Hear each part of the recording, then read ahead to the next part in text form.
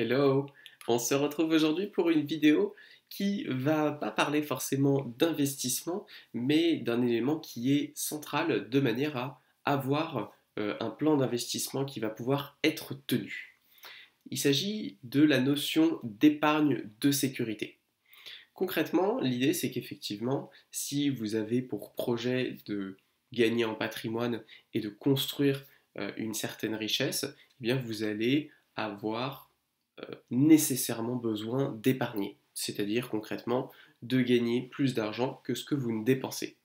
La question ensuite, c'est de savoir qu'est-ce que vous faites de cette épargne, et si vous vous posez cette question, il est probable que vous ayez compris déjà que l'investissement est une action qui est indispensable si vous ne voulez pas que votre épargne se laisse grignoter par l'inflation aussi vite que vous épargnez. Cependant, euh, cette affirmation, elle a beau être vraie, il faut la nuancer. Il ne s'agit bien évidemment pas d'investir 100% de ce qu'on gagne, en tout cas de ce qu'on épargne. Pourquoi? Il faut comprendre ce qui se passe si on le faisait. Qu'est-ce qui se passe si vous gagnez 2000 euros, vous mettez 500 euros de côté chaque mois, et ces 500 euros, vous les investissez entièrement dans le marché action? Et bien typiquement, ce qui va se passer, et ce qui s'est passé avec de nombreux investisseurs, c'est que à la première crise qui arrive, eh bien, euh, le marché action va se casser la gueule, ça c'est une chose, mais ce qu'il faut bien comprendre, c'est que bien souvent, la crise financière, elle est corrélée avec une crise économique. Et donc, qu'est-ce qui va se passer? C'est que cette crise économique, par exemple, il va y avoir une surinflation. Et donc, en fait, votre budget, qui initialement était de 1500 euros, il va augmenter à 1700. Et donc, qu'est-ce qui va se passer? Il va se passer que vous allez être moins en mesure de mettre de côté, et donc moins en mesure d'acheter. Donc mécaniquement, qu'est-ce que ça veut dire?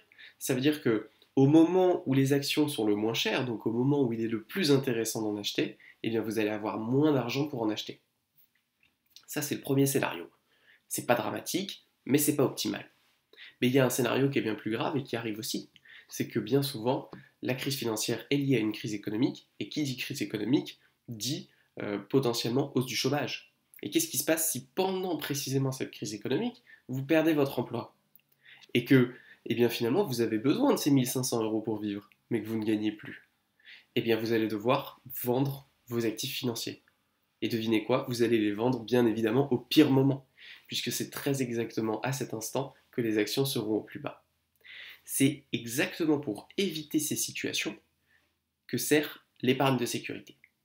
Elle sert à ne pas vendre les actions en cas de crise, c'est-à-dire au pire moment où vous pourriez les vendre. Ça sert aussi d'autres principes. Ça sert notamment à un bon nombre de personnes qui ont une aversion au risque importante de se sentir serein, de savoir que quoi qu'il arrive, ils ont bien assez de cash pour vivre les mois qui arrivent et que donc il n'y a pas de raison de paniquer. Encore une fois, je le rappelle, la notion de stress qui est liée au risque que vous prenez, elle est clairement pas à mettre de côté. Parce que le stress aujourd'hui dans nos sociétés, c'est un élément réellement important qui est un facteur de risque pour toutes les maladies les plus mortelles, que, notamment les maladies cardiovasculaires, qu'on ne peut pas passer à côté. On ne peut pas se dire ok, j'accepte d'être stressé pour gagner un peu plus d'argent. C'est très probablement un très très très mauvais calcul de faire ça. Donc il vaut mieux avoir une rentabilité un petit peu plus faible et garder assez de cash de côté pour être serein et ne pas être stressé, plutôt que vouloir maximiser son retour sur investissement à tout prix, quitte à avoir une crise cardiaque à chaque fois qu'on voit les cours de la bourse baisser. Donc ça, ce sont effectivement les raisons pour lesquelles on met en place cette épargne de sécurité. Mais la grande question, c'est combien? Combien je dois mettre de côté? Est-ce que je dois mettre 1000? Est-ce que je dois mettre 10 000? Est-ce que je dois mettre 100 000? Bien évidemment, ça dépend de la situation. Il y a quelques facteurs à prendre en compte. Premièrement, il y a effectivement la tolérance au risque, comme je vous l'expliquais. Si vous avez besoin de 20 000 euros de côté en cash pour bien dormir, et que quand vous en avez 10 000, bah vous dormez mal, et bah vous en gardez 20 000 de côté, c'est tout. C'est peut-être pas le plus optimal, mais le prix d'un bon sommeil, ça vaut bien plus que quelques points de rendement sur un portefeuille financier. Donc ça, c'est la première chose, c'est de prendre en compte votre aversion au risque, quand bien même ça soit différent de ce que prédirait un tableau Excel. Au-delà de ça, il y a vraiment des situations effectivement et des facteurs financiers à prendre en compte. Premièrement, c'est la situation professionnelle. Évidemment que si vous êtes un indépendant qui vient de lancer sa boîte et qui fait parfois 0, parfois 1000 euros de chiffre d'affaires, et bien vous allez avoir besoin de beaucoup plus d'épargne de sécurité parce que vous ne savez pas combien vous allez gagner le mois prochain. A l'inverse, si vous êtes en CDI, que vous habitez en France, sous le code du travail français, vous avez une certaine stabilité parce que vous ne pouvez pas vous faire renvoyer du jour au lendemain comme ça peut être le cas dans d'autres pays, aka les USA, et quand bien même vous êtes licencié, vous avez des indemnités, vous avez des droits au chômage qui vous permettent d'avoir une grande stabilité. Donc la situation professionnelle et plus généralement la capacité de générer des revenus de votre part, elle est extrêmement importante. Plus vous avez de la stabilité sur vos revenus, plus vous pouvez vous permettre d'avoir une épargne de sécurité faible, puisque au fond, vous savez très bien que, quoi qu'il arrive, mois après mois, vous aurez un minimum de revenus. Au-delà de la situation professionnelle, il y a la situation personnelle, la situation familiale, qui joue un rôle extrêmement important.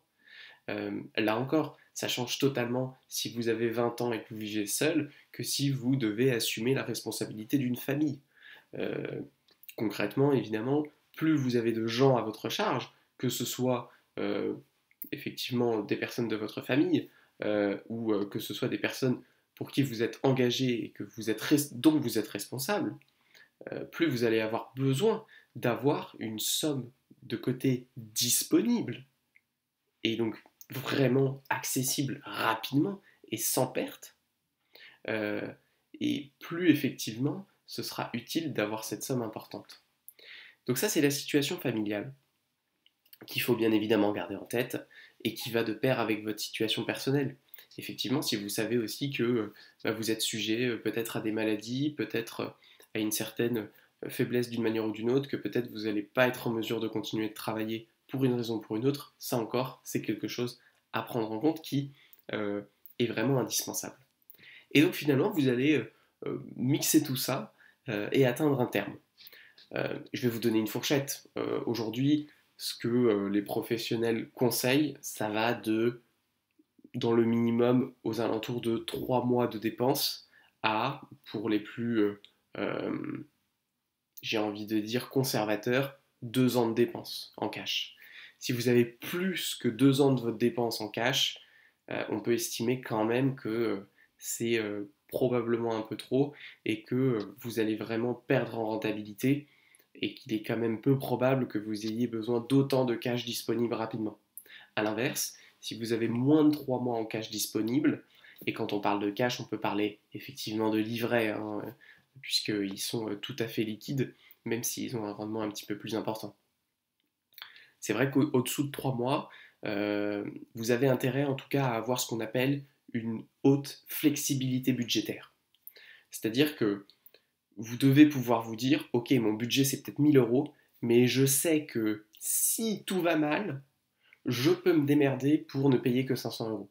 Si vous savez que vous avez cette option, même sans l'exercer, que vous avez juste la possibilité de vous adapter de cette manière et de réduire votre budget de manière drastique si besoin, alors là encore une fois, ça vous donne plus de marge de manœuvre et ça vous permet de justifier le fait d'avoir une épargne de sécurité qui est faible.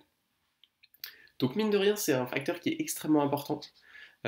Important parce qu'elle va déterminer évidemment en partie la rentabilité de votre portefeuille, puisque comme j'aime à le rappeler, tout le monde a un portefeuille d'actifs financiers et effectivement l'argent que vous avez sur votre compte bancaire, c'est simplement de l'actif financier, monnaie, fiat, euro que vous avez, même si vous n'avez pas l'impression que c'est un investissement. Puisqu'en l'occurrence c'est plutôt un mauvais investissement, en tout cas du point de vue de la rentabilité, mais c'est un bon investissement du point de vue de la liquidité et de la disponibilité.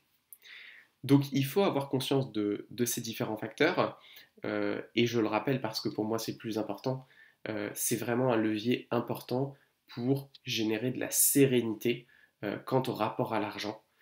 Avoir cet argent de côté, si ça peut vous permettre de vivre de manière plus sereine, même dans votre situation professionnelle, de prendre plus de risques, de prendre plus d'opportunités, parce que vous savez que eh bien, vous avez ce petit matelas qui vous permettra de rebondir, eh bien, ça va vous permettre d'évoluer de manière beaucoup plus efficace au long terme et ça ne peut être que bénéfique.